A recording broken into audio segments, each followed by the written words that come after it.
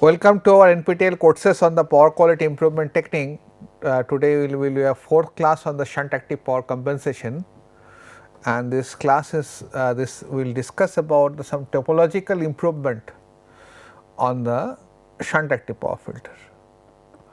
So, essentially if you this is a 3-phase system and you see that it is not IGBT, it is a MOSFET, and thus power handling capability will be less, and you require to, this is one of the example of the hybrid filter,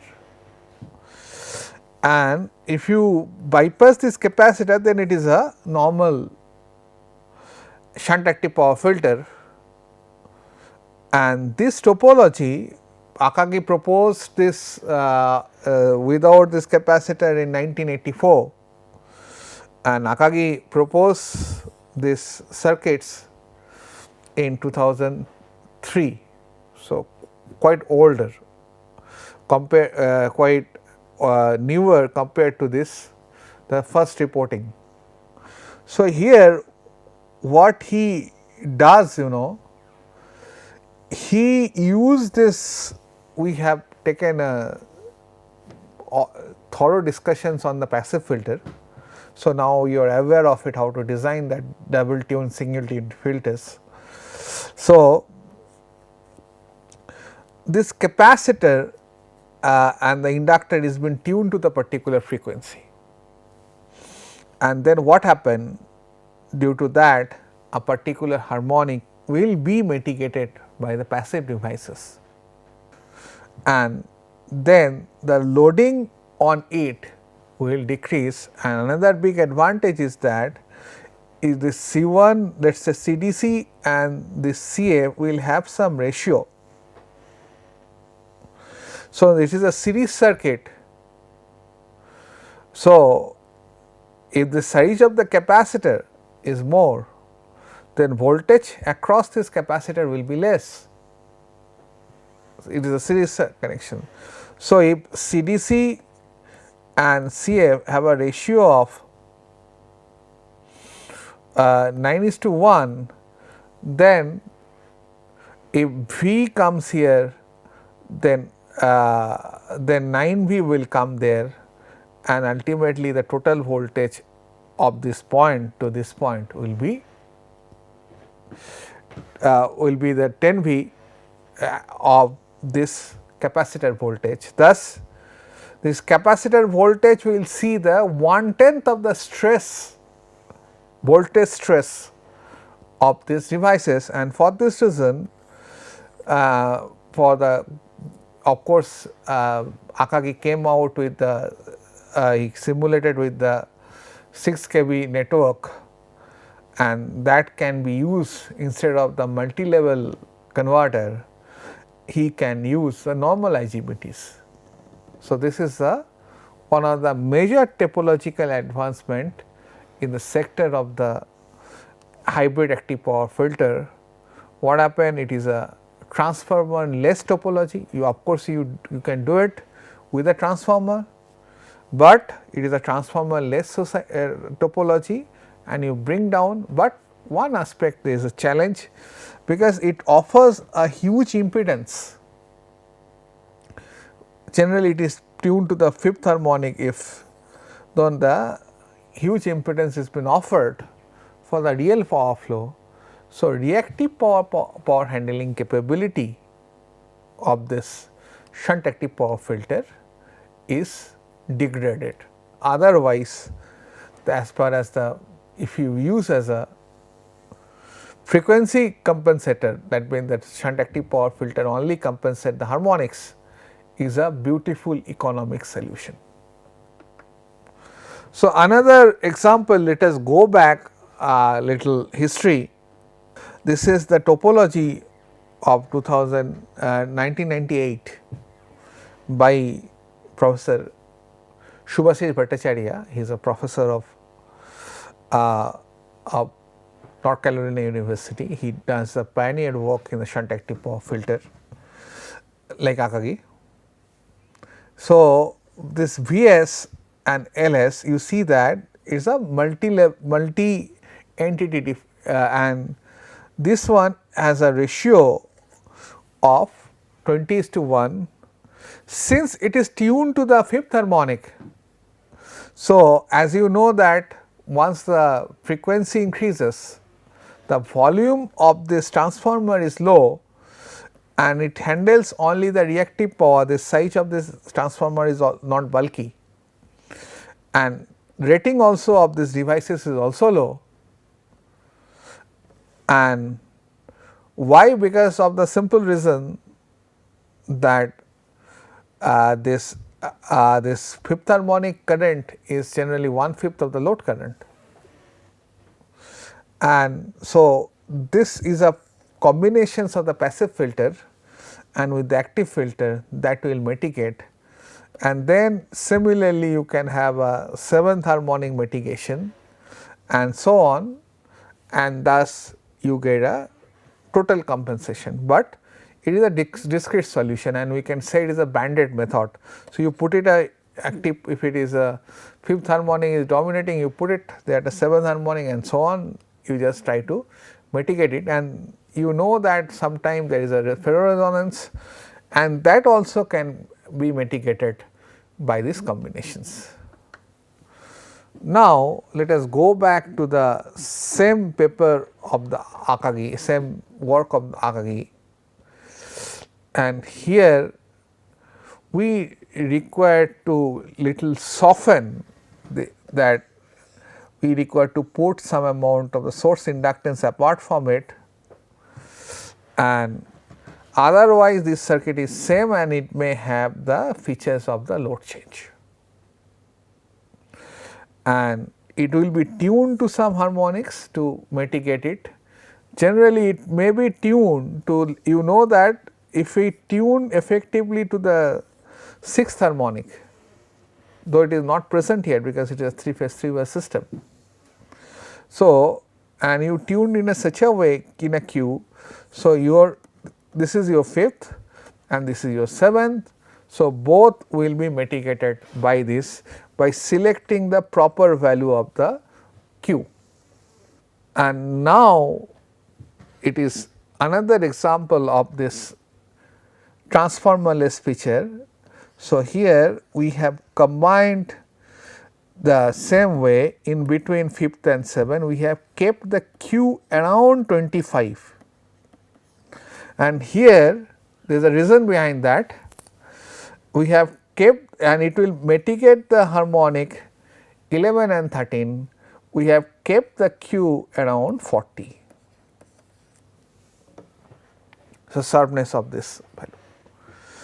So, it will mitigate these quantities and we have to use a little more wire, and we will use it. There is a reason behind that, why to use as a feed forward and the feedback controller, and let us see that this is a combination.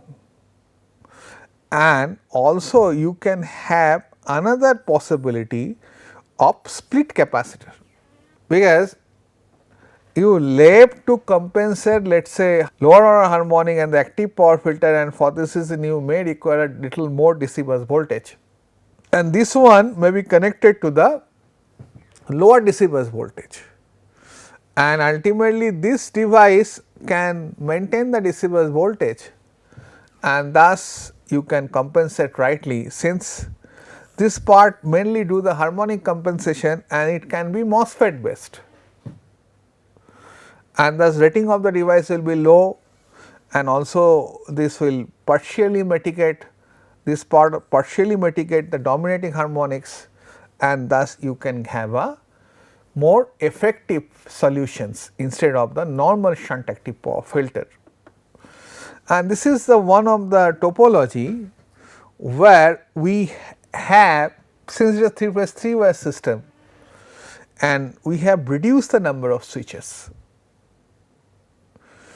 You can see that this one, this topology has been connected here, since IA, since for this current, let us say IC1 of A, B, C is 0, if you can control A and B, automatically C is been controlled. So, rest of the current has to flow through this path if you can control A and B, and thus what happen, we can reduce the number of switch, because less number of switch if you have, so you have a less cost. Similarly, here also the same thing, and here you have a 2 leg, and ultimately this will rest of the current of the second leg will follow through this line. And generally this is a low frequency inverter with a higher power rating, it can be GTO, and it can also compensate the reactive power, and this one is for the higher order harmonic, it is been tuned to the 5th and 7th, this one has been tuned to the 11 and 13, and the nobility of it that it can handle higher frequency that compensate the higher order harmonics quite accurately. So, these combinations these are the few topological variant of the shunt active power filter that we are looking for, so that we can have optimized performance and the economic solution. These are the two major objectives of this topological studies and advancement, and power electronics engineer wish to contribute in this field with a multi-level inverter. Look, you require to meet this higher voltage level, we have reduced the, we have used a single level, we have used the 2 levels, sorry, extremely sorry, but it can handle the same PCC voltage. Ultimately, buck has been passed to this capacitor. So, switching is been done at a 10 to the power 10 times less power rating. So, normal IGBTs can be well fitted into that case, and system is less bulky because it does not have any transformer placed in between it. Similarly, so we can have a simple reduced switch with a dual topology 2. You see there is a change in the topology. You see that it has been connected like this, and here it has been connected to this point. So, otherwise there is a delta change in it, but say again it is a high frequency, it is a low frequency, and here you can split the capacitor, and this capacitor can be part of this circuit where it required higher reactive power compensation, and this you can split it to the lower value of the capacitor where it will handle the harmonic part of it. And let us see how you design. This is a quite interesting features I have discussed in the tuning of this inductor. So, this is the calculation you require to do. The passive filter may be tuned optimally. So, you can nowadays people take this paper and apply GA to find it out the optimization. So, that is fine, of course, you can get a paper on it, but let us see that how practically it can be done. Optimally eliminate the pair of the lower order harmonics. So, it is 5th and 7th. So, this is a 5th and I should have a ratio. Let us consider that it is 25 alpha beta, where alpha is the ratio of Ls and L, where Ls is the source inductance, and you can write it also LF. So, that is the active power filter inductance, and similarly beta is your I5 by I1, that ratio. So, you can tune it properly and you can optimize it. Same thing can be done with the I7, and you find it out the value of the K. So, the contribution of the 7th harmonic current to the filter can be expressed as, so this one, the 5th harmonic may be optimized to operate 5th, and then we require to optimize these two entities. So, k is this, from there you can find it out that lambda equal to 25 Bs by 49 by 7 square. So, from there you can effectively choose the value of this, since these values are constant, you require to choose the value of lambda, and lambda required to be optimized. This is a quadratic optimization, you did not have to apply the heuristic optimization technique, but anyway, so you can get the value of the k. So, it is 1 plus alpha 49 lambda plus 25 by k. From there you can get the value of the k, but some people also work on that because of the loading, there is a variation of the inductance and they have some kind of tolerance. We have taken the constant value for the sake of the simplicity, but practical cases what happens, the value of the inductor changes because it loads the current, because L you know it is N phi by I. So, generally phi does not change, current varies. So, what happens then, the value of the inductor will change the proportionate of inversely proportional to the current, and thus you have to have some kind of nonlinearity, and if you take this nonlinearity then you can apply a heuristic optimization technique. So, then if you put it to this block diagram, the control designer has to be done on it.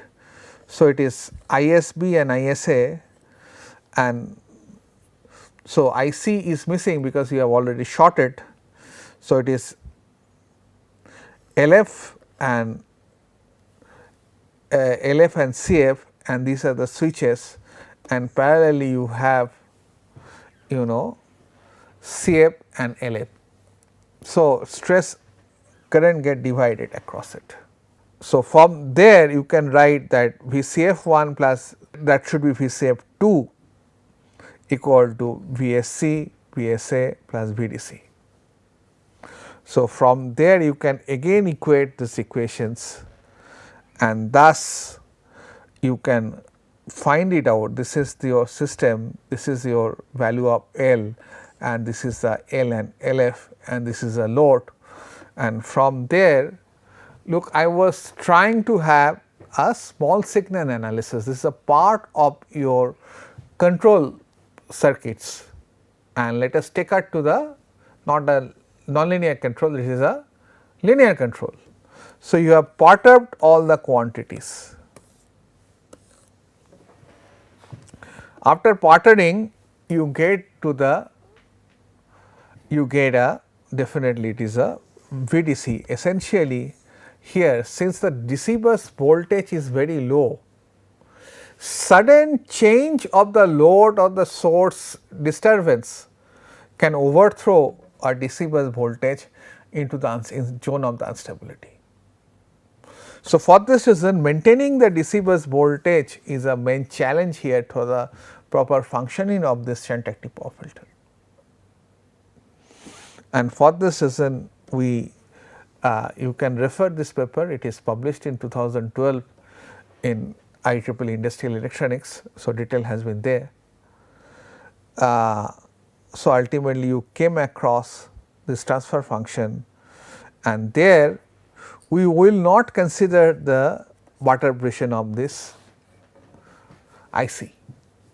We will consider the perturbation of IC, sorry, and we will not consider the perturbation of the source voltage, and we will not also consider the perturbation of the variation of the reference of the DC link voltage. You can change also that, then also there is a change of sequence, and thus relation between these two entities can be established. Once the load changes, the value of the IC changes, and this value of VDC changes, and from there you can, once you have a transfer function, it is your known domain of the linear control circuit, and thus you do the any treatment, Nyquist and all those control technique, and from there you derive the different functions and it will have a control.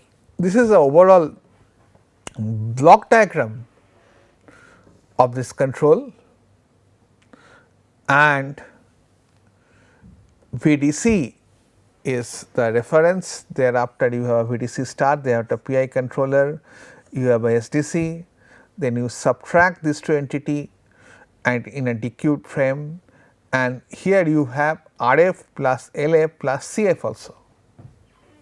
This is for the first filter, and you have PI controller, and from the PI controller you can have a ABCD to DQ frame, you feed it to the PWM block.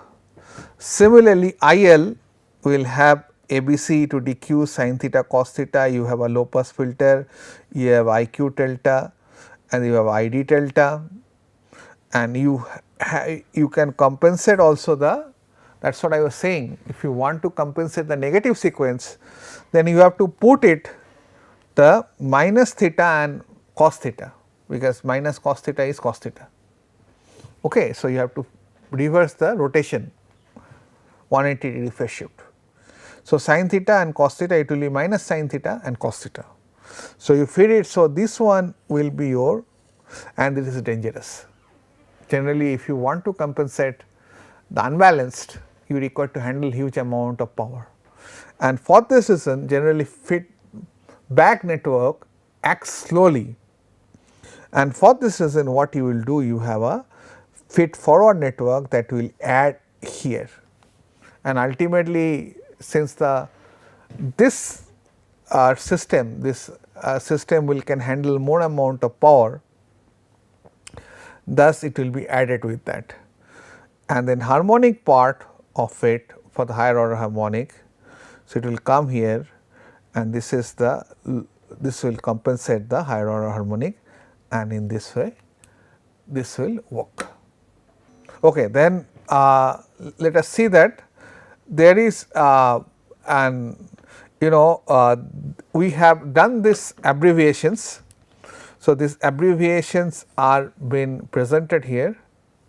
So, it is G6 is IF by IS, G11 is you refer to the previous slide, it is G11 equal to G11 into ZS by S, that is KPWM into this one.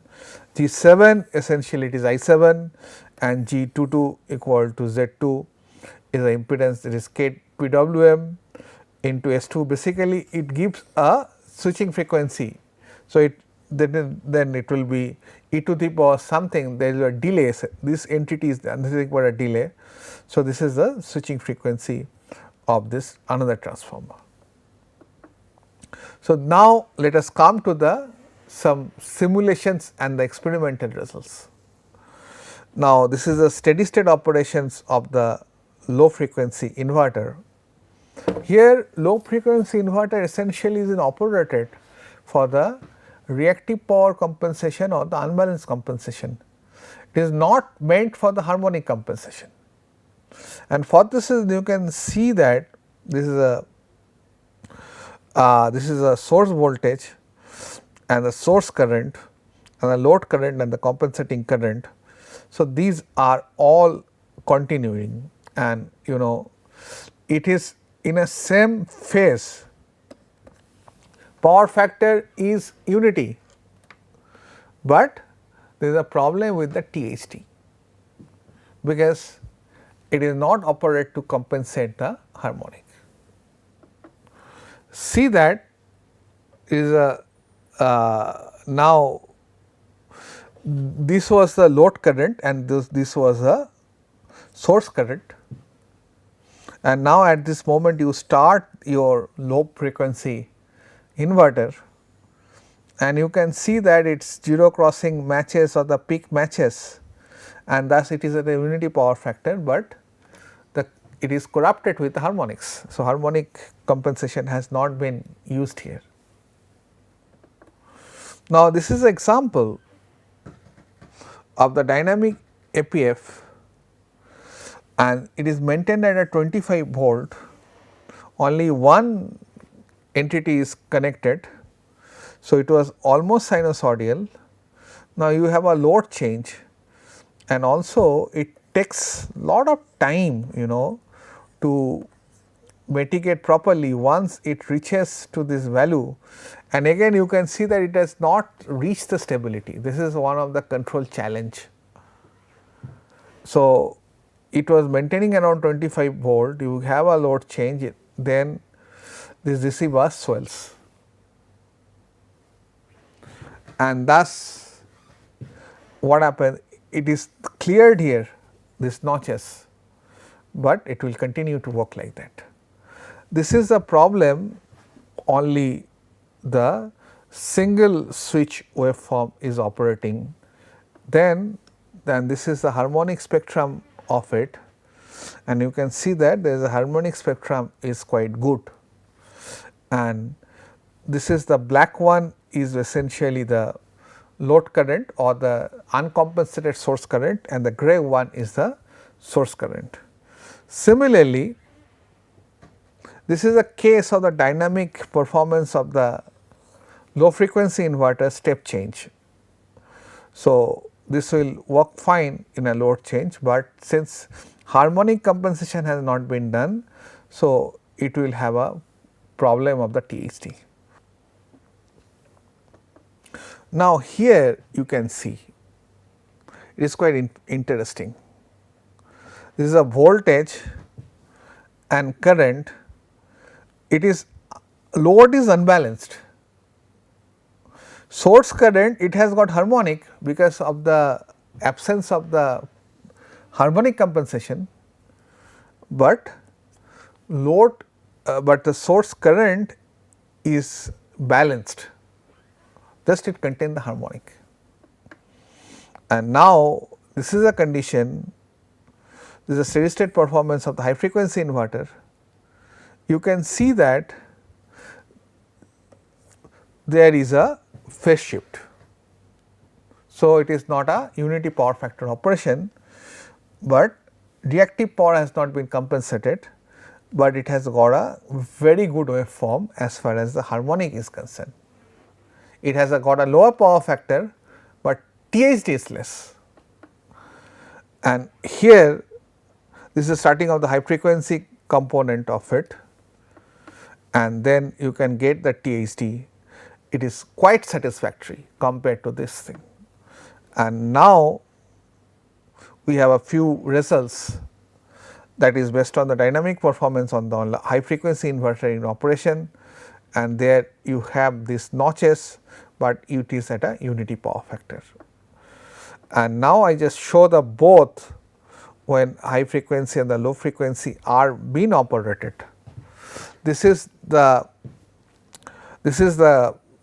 low frequency harmonic and this is high frequency harmonic, and you can see that this current is sinusoidal in a single with a unity power factor, where this injects harmonic and where this injects the reactive power, and thus you have segregated the reactive power as well as this active power. So, thank you for your attention. I shall continue our discussion. I left with a few part of this shunt active power filter results. So, I will show you some interesting results and analysis of the shunt active power filter in our next class. Then we shall talk about the different aspect and integration of the shunt active power filter with the renewable energy application, that is also a new features has been incorporated. Thank you.